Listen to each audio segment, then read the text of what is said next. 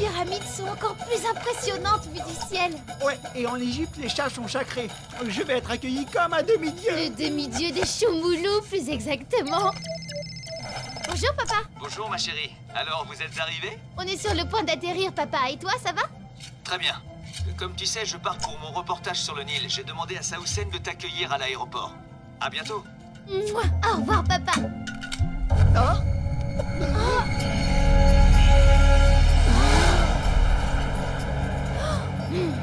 On dirait le vaisseau du grand vilain, tu trouves pas?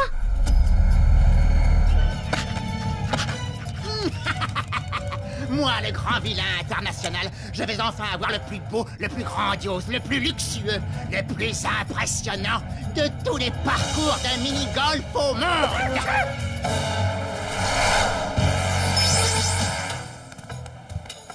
Saoussen, Mirette, je suis tellement contente de te voir. Salut Jean-Pat. Je vous ai préparé un super programme et on va commencer par le Sphinx. Venez, mon père nous attend dans la voiture. Et ben voilà, je sens que ça va pas vraiment être des vacances tout ça. Je voudrais acheter une de vos statues.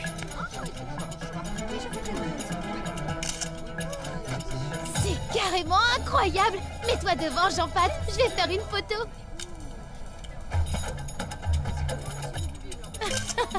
Choumoulou. Oh.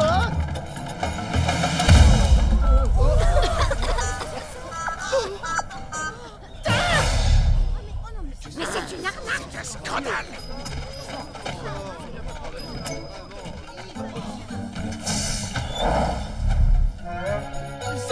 C'est pas ma faute. Hein. Attendez, je vais réparer ça en moins de 2. Viens m'aider, Mirette. 1, 2, 3.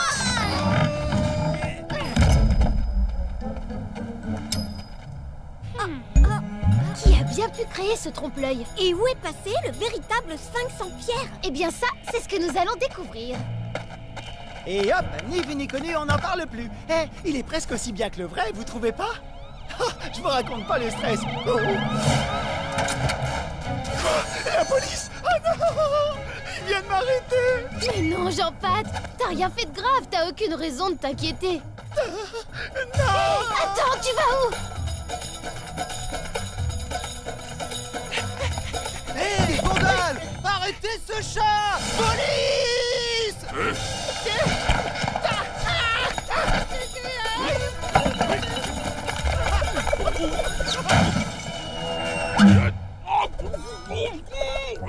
Jean-Pat, réponds! Oh, Jean-Pat! Ouf, heureusement tu n'as rien.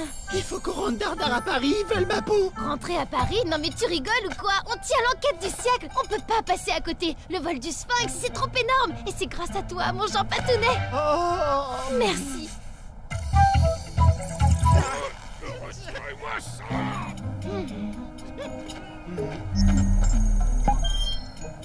Mirette, viens voir ça! J'ai trouvé des traces de pneus qui ont été effacées et elles n'ont pas plus d'1 jour. Beau travail, Jean-Pat! Un gros camion est sans doute venu embarquer le vrai Sphinx et le voleur l'a remplacé par un faux décor de théâtre. Mais c'est impossible, Mirette. Le Sphinx est trop gros pour tenir dans un camion. Et pourtant... Oh! Tiens, qu'est-ce que c'est que ça? Dis-moi, Saoussen, est-ce qu'il a plu dernièrement par ici? On n'a pas eu une goutte de pluie depuis des semaines. Pipette à indice liquide. Ma couette a coupé que ce liquide a un rapport avec le vol. Qu'est-ce qui s'est passé? C'est marrant, on dirait un puzzle. Waouh! Apparemment, ce liquide peut transformer n'importe quel objet en puzzle. Primo, le voleur arrive avec une grande quantité de fluide dans un camion-citerne. Deuxio, il arrose le Sphinx qui se transforme en des milliers de pièces de puzzle. Troisio, il installe un trompe-l'œil à la place. Et pour finir, il repart avec les pièces du vrai Sphinx dans sa benne pour pouvoir le remonter chez lui tranquillou. Mais pourquoi vouloir transformer un monument aussi grandiose en un puzzle ridicule? Parce que c'était le seul moyen de l'embarquer sans être repéré. Personne ne va soupçonner quelqu'un qui transporte un gros tas de cailloux. Il faut absolument qu'on le retrouve au plus vite. Qui a bien pu faire ça? Magnifique, merveilleux, majestueux. Enfin, pour l'instant, moi, le grand vilain international, je vais remonter le Sphinx. Voyons, qu'est-ce que ça peut bien être? Son œil ou bien un orteil? Mais qui peut bien être intéressé par ce genre de monument? Un collectionneur? Le grand vilain international! Il collectionne des monuments pour décorer son parcours de mini-golf. J'avais raison, c'était bien son vaisseau tout à l'heure. Et s'il était aussi pressé, c'est parce qu'il prévoyait de passer à l'action et de voler le Sphinx. Mireille, regarde! Le charroux du marché aux souvenirs est toujours activement recherché par la police pour outrage et destruction de souvenirs. D'après certains touristes, le Sphinx ne serait qu'un décor de théâtre. Le commissaire Molo est sur place pour élucider ce mystère. Police, ouvrez! Dites-leur que je suis pas là! Bonjour, service de nettoyage. La chambre est prête, vous pouvez y aller.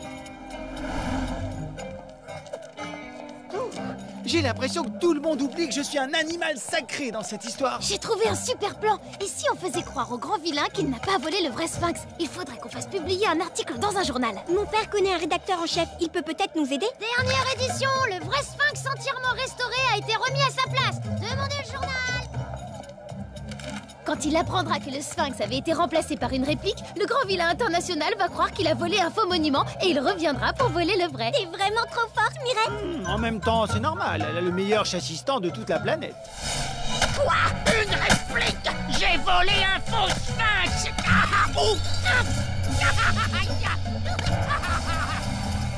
Puisque c'est comme ça, je retourne immédiatement voler le vrai Sphinx. J'espère que ton plan va fonctionner, Mirette. Hein? C'est lui, il arrive. Cette fois, il n'y a aucun doute. Celui-là, c'est le vrai. Et cette fois, il n'y a aucun doute, il est bête comme ses pieds. Chut, tu vas nous faire repérer. Mais non, t'inquiète, on est super bien planqués ici.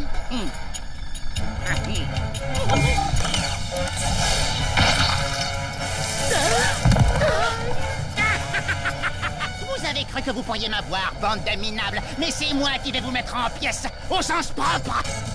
T'as tué maintenant! Non, Saucène! Rendez-nous immédiatement le Sphinx, c'est un trésor national! Vous êtes un horrible voleur sans scrupules, grand vilain! Si ça ne te fait rien, petite malpolie, c'est le grand vilain international.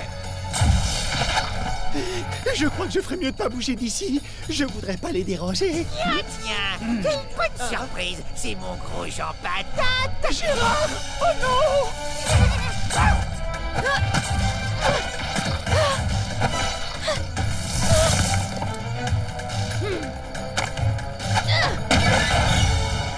Non, mon canon. Tu peux dire adieu à ta Mirette chérie, Jean Patounet d'amour. Oh! Le commissaire Molo, pour une fois, il arrive pile au bon moment.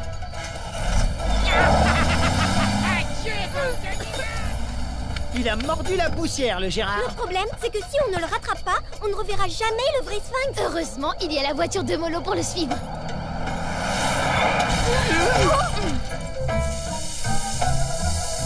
Qui a encore laissé traîner son rocher n'importe où?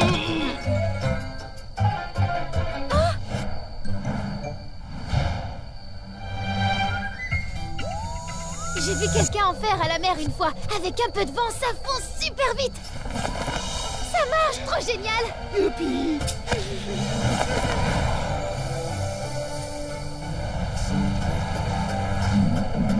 Il y a un petit déj de prévu. Regardez, il s'est arrêté. Ah, chouette!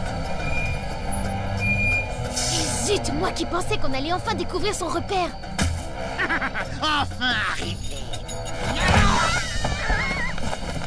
Et j'avais dit atterrir en douceur, pas s'écraser. Encore vous. C'est toi qui vas perdre, grand vilain international. Dans tes rêves, Mireille. J'en étais sûr. Bah dis donc, Molo est déchaîné aujourd'hui. J'arrive pas à y croire. Non seulement on a retrouvé le Sphinx, mais en plus Molo est arrivé à temps 2 fois dans la même journée et il a arrêté le grand vilain international. C'est un truc de dingue. On l'a peut-être retrouvé, mais on a encore du travail parce qu'il faut le remonter. C'est pas un problème ça, c'est juste un puzzle. D'abord, il faut trouver les coins. Les puzzles, ça commence toujours par les coins et après on fait les bords. Oh, c'est pas vrai, on n'est pas rentré, hein, moi je vous le dis.